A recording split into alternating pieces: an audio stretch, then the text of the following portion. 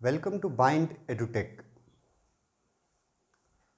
आज के क्लास में हम लोग एक पोएम में यूज़ किए गए कुछ इम्पॉर्टेंट पोएटिक डिवाइसेस को डिस्कस करेंगे। जो पोएम हम लोगों ने प्रीवियस वीडियोस में एक्सप्लेन किया था, an elementary school classroom in a slum, written by Stephen Spender. उस पोएम में बहुत सारे literary devices, poetic devices use किए गए हैं। उनमें से कुछ जो मोस्ट इम्पॉर्टेंट हैं, कॉमन हैं, उन लिटरेरी डिवाइसेस को, पोएटिक डिवाइसेस को हम लोग डिस्कस करेंगे इस वीडियो में। कहाँ कहाँ वो पोएटिक डिवाइसेस यूज़ हुए हैं, कौन कौन से हैं, किस किस वर्ड में यूज़ किए गए हैं। ये हेडिंग है आज का, लिटरेरी और poetic devices used in the poem.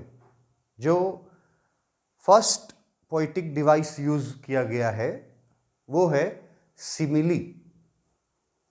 Simile पढ़ेंगे इसको। सिमिली कौन सा डिवाइस है उसके बारे में लिखा गया है। It is a literary device used for comparing two unlike things using like और एज। सिमिली तब बोला जाता है, उस लिटरेरी डिवाइस को बोला जाता है जब दो अनलाइक चीज़ों को, अनलाइक थिंग्स मतलब दो अलग अलग चीज़ों को, अलग अलग तरह की चीज़ों को कंपेयर किया जाए, और कंपेयर करने के लिए लाइक वर्ड या एज वर्ड का यूज़ किया जाए। कंपेयर किया जाए दो अलग अलग चीज़ों को, अनलाइक थिंग्स को, अलग अलग चीज़ें हैं और उनको कंपेयर कर रहे हैं विथ यूजिंग लाइक और एज। इस पोएम में कहाँ कहाँ लाइक और एज करके कंपेयर किया गया है ये आप देख सकते हैं यहाँ एग्जाम्पल में। लाइक रूटलेस वीड्स, पोएम के फर्स्ट पैराग्राफ में ही ये वर्ड आया था, लाइक रूटलेस वीड्स। तो लाइक वर्ड का यूज भी है और रूटलेस वीड्स से कंपेयर किया गया था स्लम चिल्ड्रेन को। वो स्लम चिल्ड्रेन जो एक प्राइमरी स्कूल, जो कि एक स्लम में बसा हुआ है, उस प्राइमरी स्कूल के क्लासरूम में बैठ के पढ़ रहे हैं, उन स्लम चिल्ड्रेन को कंपेयर किया गया वीड्स से। वीड्स अनवांटेड प्लांट्स को बोलते हैं और जिनका कोई केयर नहीं करता। तो बच्चे जो स्लम के बच्चे हैं उनको भी कोई केयर नहीं करता उनके बारे में, तो वो उन अनवांटेड प्लांट्स के जैसे ही हैं। Like rootless weeds, like word का यूज हुआ और स्लम चिल्ड्रेन और रूटलेस वीड को कंपेयर किया गया, तो यहां सिमिली का यूज हुआ लिटरेरी डिवाइस। दूसरा एग्जाम्पल है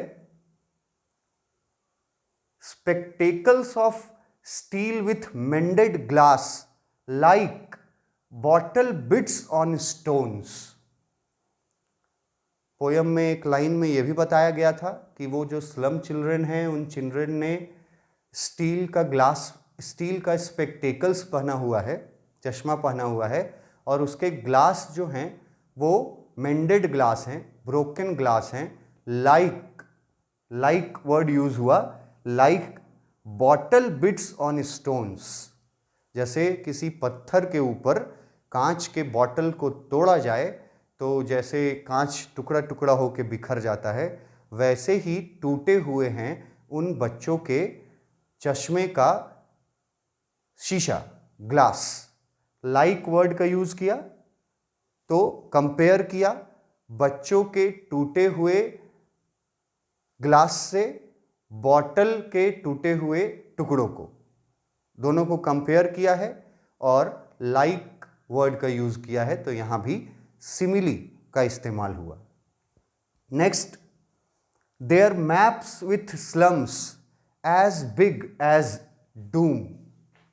ये थर्ड पैराग्राफ में यूज किया गया था, जिसमें बच्चों के मैप को एक ब्लॉट बताया गया था, मतलब धब्बा बताया गया था, और बच्चों के लाइफ को नर्क जैसा जीवन बताया गया था, जहां पे डूम वर्ड का मतलब था हेल, नर्क। तो यहां भी देखो एज वर्ड का यूज किया गया, और एज वर्ड का यूज करके कंपेयर किया गया दो लाइव्स को। एक लाइफ जो बच्चे स्लम चिल्ड्रन जी रहे हैं, उसको कंपेयर किया गया उस लाइफ से जो नर्क में बिताया जाता है। तो दो चीजों को कंपेयर किया गया और एज वर्ड का यूज किया गया, इसलिए यहां भी सिमिली का इस्तेमाल हुआ। ऊपर दोनों में लाइक वर्ड का यूज किया गया था, यहां एज वर्ड का यूज किया गया और कंपेयर किया गया। Shut upon their lives like catacombs, ये लाइन भी आया था इस पोयम में, जहां यह बताया गया था कि उन बच्चों का जो लाइफ है वो उनके छोटे से घर में, स्लम्स में कैद होकर के रह जाते हैं, जैसे एक डेड बॉडी किसी ग्रेव में कैद होकर के रह जाती है। तो बच्चों को कंपेयर किया और उनके स्लम्स को कंपेयर किया, डेड बॉडी से और कब्र से, ग्रेव से। बच्चों को बोलते हैं डेड बॉडी जैसे हैं, और उनके स्लम्स को बोल रहे हैं ग्रेव जैसे हैं। और लाइक वर्ड का यूज किया कंपेयर करने के लिए। तो दो अलग अलग चीजों को कंपेयर किया गया, एक बच्चों को डेड बॉडी से और बच्चों के स्लम्स को कंपेयर किया गया ग्रेव से, कब्र से। और लाइक वर्ड का यूज किया गया, इसलिए यहां भी सिमिली जो एक पोएटिक डिवाइस है उसका यूज किया गया। तो ये कुछ एग्जाम्पल्स थे जो सिमिली के एग्जाम्पल्स थे जो इस पोयम में यूज किए गए हैं। मैं रिपीट कर दूं कि सिमिली जो है वो उस पोएटिक डिवाइस को बोलते हैं जिसमें दो अनलाइक थिंग्स को कंपेयर किया जाता है एज और लाइक वर्ड यूज करके। इसमें देखिए लाइक वर्ड है, फिर लाइक वर्ड है, फिर एज वर्ड से यू कंपेयर किया है, फिर लाइक वर्ड है। ये सिमिली के एग्जाम्पल्स हैं। दूसरा जो एग्जाम्पल है पोएटिक डिवाइस का वो है मेटाफर। मेटाफर और सिमिली में बहुत सिमिलैरिटीज होते हैं। देखिए आप मेटाफर में क्या लिखता है, it is a literary device that is used to make a comparison between two things that aren't alike but do have something in common. यहां भी कंपैरिजन किया जा रहा है दो चीजों को, जो वो दो चीजें जो एक दूसरे जैसी नहीं हैं, दोनों चीजें एक दूसरे से अलग हैं, लेकिन दोनों को कंपेयर किया जा रहा है क्योंकि उन दोनों चीजों में कुछ ना कुछ सिमिलैरिटी है। कंपैरिजन यहां भी है, कंपैरिजन सिमिली में भी था, सिमिलैरिटी सिमिली में भी है, सिमिलैरिटी यहां भी है। दो अनलाइक चीजें, दो अलग अलग चीजें सिमिली में भी हैं, दो अलग अलग चीजें मेटाफर में भी हैं। बस फर्क डाल देता है use of like and as. Simile तभी कहा जाएगा जब लाइक वर्ड या एज वर्ड का इस्तेमाल हो कंपैरिजन करने में, और अगर इन दोनों शब्दों के यूज किए बगैर कंपैरिजन किया जा रहा है, एज और लाइक नहीं है, फिर भी कंपैरिजन किया जा रहा है दो अनलाइक चीजों में और कॉमन फीचर बताया जा रहा है, तब उसको मेटाफर बोलते हैं। मेटाफर और सिमिली बहुत मिलते जुलते हैं, बस फर्क है वर्ड्स का यूज। लाइक वर्ड और एज वर्ड का यूज करेगा तो सिमिली हो जाएगा, और बिना लाइक और एज का यूज किए दो अलग अलग चीजों को कंपेयर करेगा और कॉमन फीचर बताएगा तो वो हो जाएगा मेटाफर। अब मेटाफर कहां कहां यूज हुआ है इस पोयम में, वो देखते हैं। कुछ एग्जाम्पल्स मेटाफर के दिए हुए हैं। फर्स्ट एग्जाम्पल है gusty waves. Gusty waves, waves जो हैं वो हैं समुद्र की लहरें, या फिर एयर के भी वेव्स होते हैं, एयर वेव्स हैं, हवा की लहरें हैं जो विंड्स होते हैं। गस्टी स्ट्रेंथ वर्ड के लिए यूज किया गया है, मतलब कि विंड और स्ट्रेंथ ये दो अलग अलग चीजें हैं, लेकिन दोनों को कंपेयर किया गया है और दोनों को एक साथ यूज किया गया बिना लाइक और एज का इस्तेमाल किए हुए। तो फिर वो कंपैरिजन जो है वो मेटाफर कहलाया। पहला एग्जाम्पल गस्टी वेव्स। दूसरा एग्जाम्पल है the paper seeming boy with rat's eyes. अब यहां पेपर को और एक लड़के को कंपेयर किया गया है। एक लड़के के बारे में बोला जा रहा है कि वो लड़का पेपर जैसा पतला दुबला है। पेपर सीमिंग बॉय, पेपर जैसा दिखने वाला पतला दुबला लड़का। तो एक लड़का और एक पेपर दो बिल्कुल अलग अलग चीजें हैं, टू अनलाइक थिंग्स। दोनों को कंपेयर किया बिना लाइक और एज वर्ड का यूज किए हुए, और कॉमन फीचर बताया। कॉमन फीचर बताया कि लड़का भी पतला दुबला है, पेपर भी पतला होता है। तो कॉमन फीचर बताया, तो अनलाइक चीजों को कंपेयर किया और लाइक और एज का इस्तेमाल नहीं किया, तो मेटाफर कहलाया वो। और एग्जाम्पल्स हैं सोर क्रीम वॉल्स।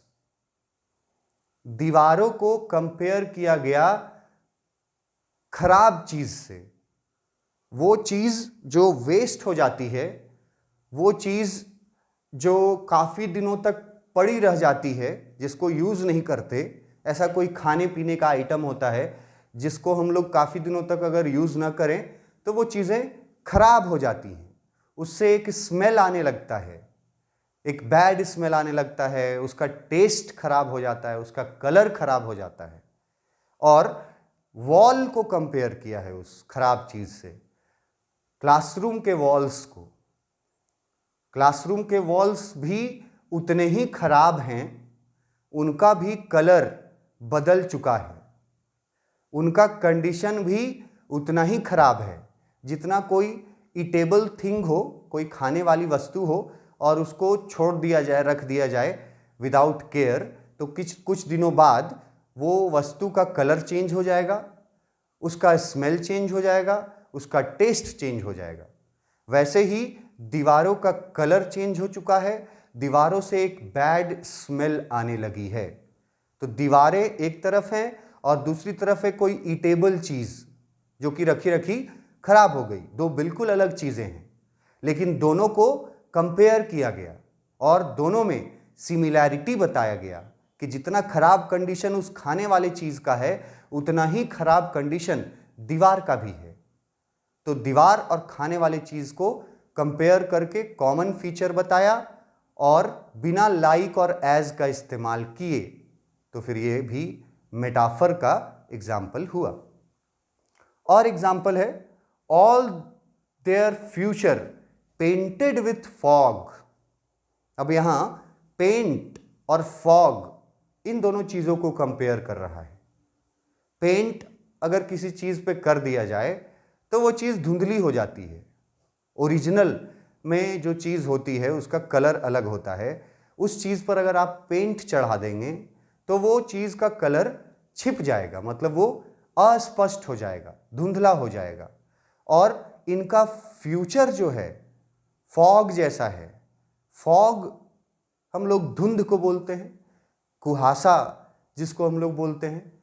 फॉग जो है वो भी चीजों को धुंधला कर देती है। फॉग जब लगता है, जब कुहासा लगता है सुबह सुबह के समय में या रात के समय में, तो चीजें नजर आनी बंद हो जाती है, मतलब चीजें धुंधली हो जाती हैं। ठीक वैसा ही धुंधला उन बच्चों का भविष्य भी है। तो यहां भी दो चीजों को कंपेयर किया गया, सिमिलैरिटी बताया गया, दोनों में धुंधलापन है और बिना लाइक और एज का इस्तेमाल किए, तो फिर ये भी मेटाफर का एग्जाम्पल हुआ। एक और मेटाफर है यहां, sealed in with a lid sky. Sealed in with a lid sky, ये लाइन यूज किया गया था पोयम में, जहां बच्चों के स्लम्स के बारे में बताया गया कि उनके स्लम्स जो हैं, उनसे ऊपर जब बच्चे देखते हैं, स्लम्स के ऊपर आसमान की तरफ देखते हैं, तो उनको आसमान जो है वो नीला और साफ सुथरा नहीं नजर आता। लीड, जो यहां एक वर्ड यूज हुआ है, लीड, ये वर्ड एक मेटल के लिए है, वो मेटल जो काफी हैवी होता है। इनके उस मेटल को, लीड मेटल को कंपेयर किया गया स्काई से। स्काई जो बच्चों के ऊपर है, स्लम्स के ऊपर जो दिखने वाला स्काई है, वो होपलेसनेस देता है।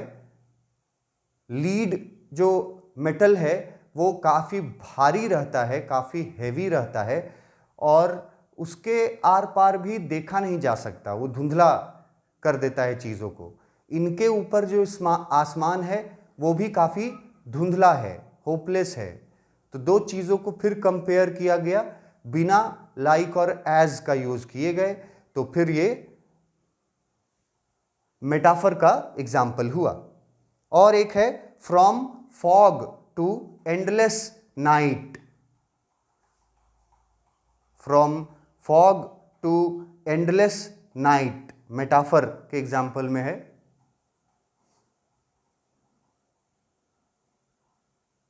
From fog to endless night, fog और एंडलेस नाइट, दो चीजों को कंपेयर किया गया, फॉग और एंडलेस नाइट को।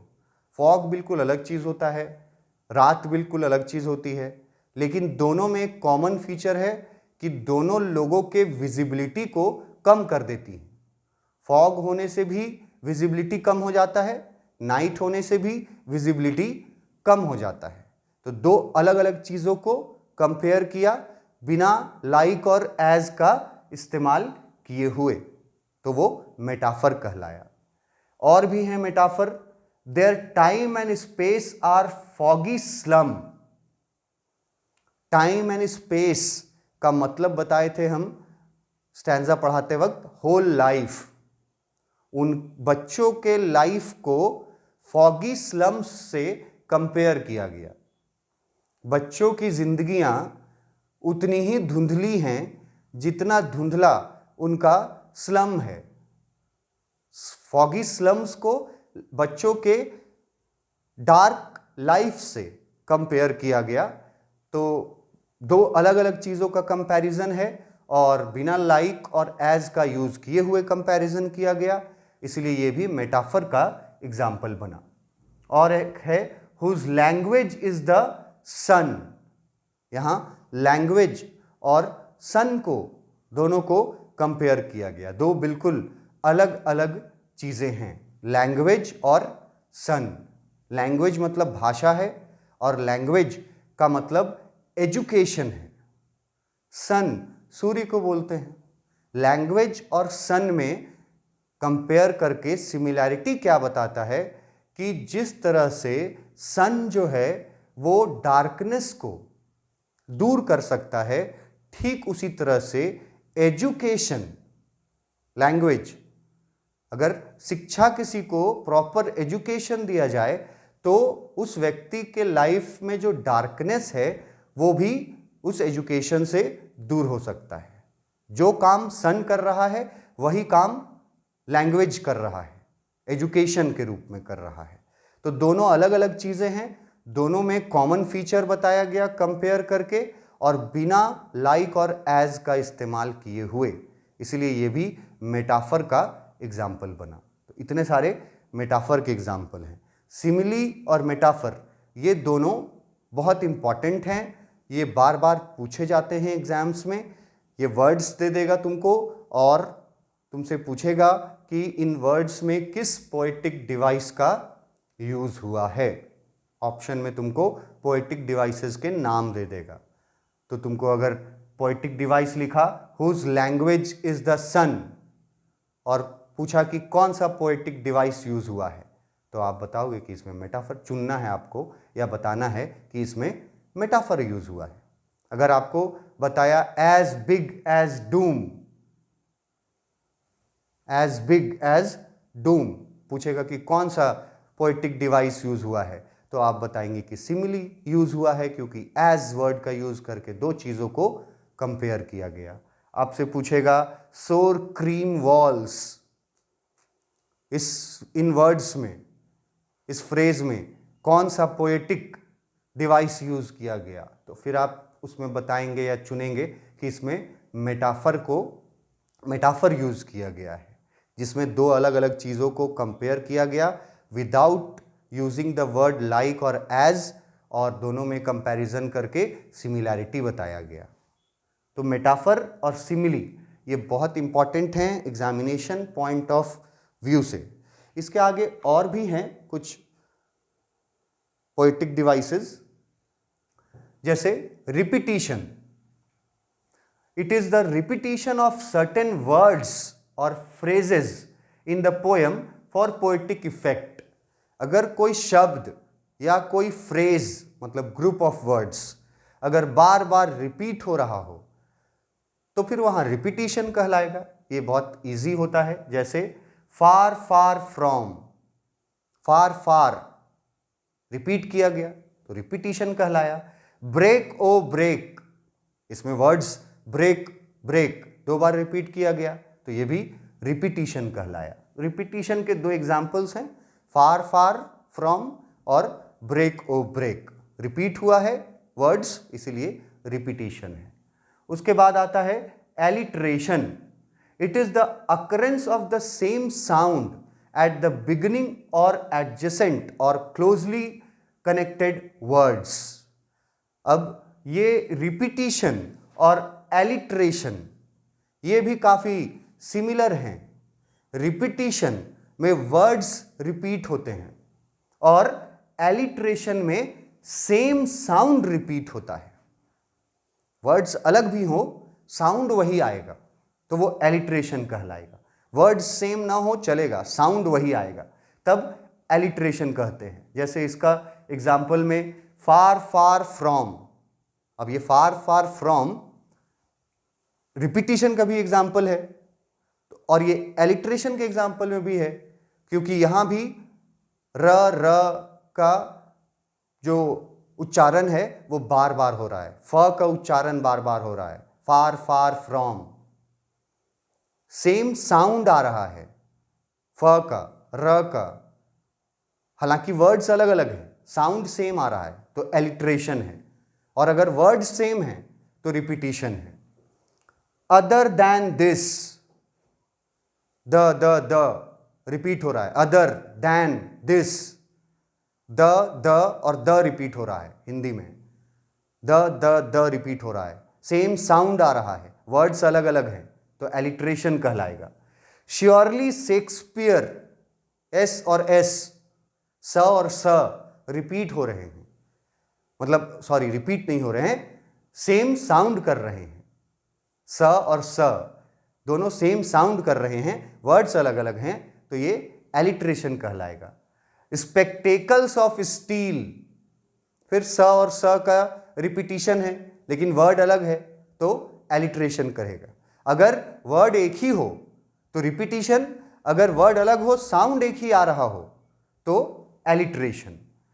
जैसे एलिट्रेशन का एक और देखिए, बॉटल बिट्स ऑन स्टोन्स, ब रिपीट हो रहा है, स और स स्टोन्स का और ऑफ, बॉटल बिट्स में स है, स्टोन में स है, ये भी रिपीट हो रहा है तो सेम साउंड आ रहे हैं, वर्ड्स अलग अलग है तो एलिट्रेशन है। लिव्स लाइक कैटाकॉम्स, ल लिव्स लाइक रिपीट हो रहा है, उच्चारण रिपीट हो रहा है ल का, वर्ड्स अलग अलग हैं, साउंड खाली रिपीट हो रहा है तो ये भी एलिट्रेशन का एग्जाम्पल है। इसी तरह से एक और पोएटिक डिवाइस है पर्सोनिफिकेशन। पर्सोनिफिकेशन किसको बोलते हैं? It is the attribution of human characteristic into non human things and animals. जब आप ह्यूमन के कैरेक्टरिस्टिक को, किसी इंसान के कैरेक्टरिस्टिक को किसी जानवर में या नॉन लिविंग थिंग में डाल देते हैं तो वहां पर पर्सोनिफिकेशन कहलाता है। किसी ह्यूमन या किसी नॉन लिविंग थिंग, ह्यूमन के कैरेक्टरिस्टिक को, इंसान के किसी कैरेक्टरिस्टिक को अगर नॉन लिविंग थिंग में या एनिमल्स में डाल दिया जाए तो वहां पर पर्सोनिफिकेशन कहलाता है। एग्जाम्पल कौन कौन से हैं? पहला एग्जाम्पल है सिविलाइज्ड डोम राइडिंग ऑल सिटीज। ये एकमात्र पर्सोनिफिकेशन का एग्जाम्पल है इस पोयम में। सिविलाइज्ड डोम राइडिंग ऑल सिटीज, यहां पर्सोनिफिकेशन कैसे है? The word ride is used for humans. Ride word, किसी चीज को चलाना, घोड़ा दौड़ाना, हॉर्स राइडिंग, बाइक चलाना, बाइक राइडिंग, ये सब किसके कैरेक्टरिस्टिक्स हैं? ये ह्यूमंस के कैरेक्टरिस्टिक्स हैं। राइड करना इज अ ह्यूमन कैरेक्टरिस्टिक। लेकिन ये कैरेक्टरिस्टिक यहां किसके साथ लगा दिया गया? सिविलाइज्ड डोम के साथ लगा दिया गया। सिविलाइज्ड डोम राइडिंग ऑल सिटीज। सिविलाइज्ड डोम ये नॉन लिविंग थिंग है, नॉन ह्यूमन थिंग है।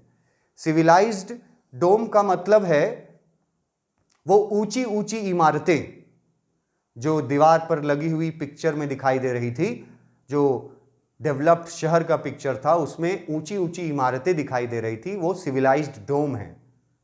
और सिविलाइज्ड डोम को बोलता है कि ये शहर को राइड कर रही है, शहर को चला रही है।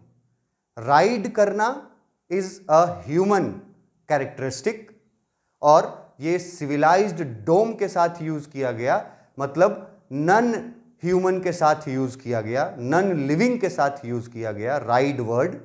इसीलिए यहां पर पर्सोनिफिकेशन पोएटिक डिवाइस यूज हुआ है। तो ये कुछ पोएटिक डिवाइसेस थे, इनसे रिलेटेड क्वेश्चंस आते हैं।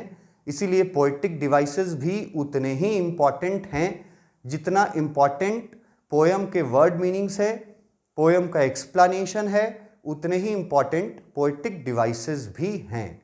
इंपॉर्टेंट पोएटिक डिवाइसेस कुछ बताए हैं, इनसे रिलेटेड कुछ क्वेश्चंस आ सकते हैं।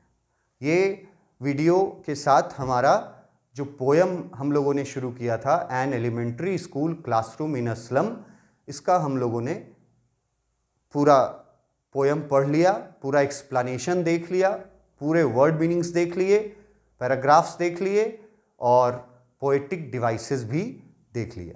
अब हम लोग इस पोयम को फिनिश समझेंगे और अब इस पोयम का MCQs, कुछ मल्टीपल चॉइस क्वेश्चन आपके लिए लेके आएंगे नेक्स्ट वीडियो में। Thank you.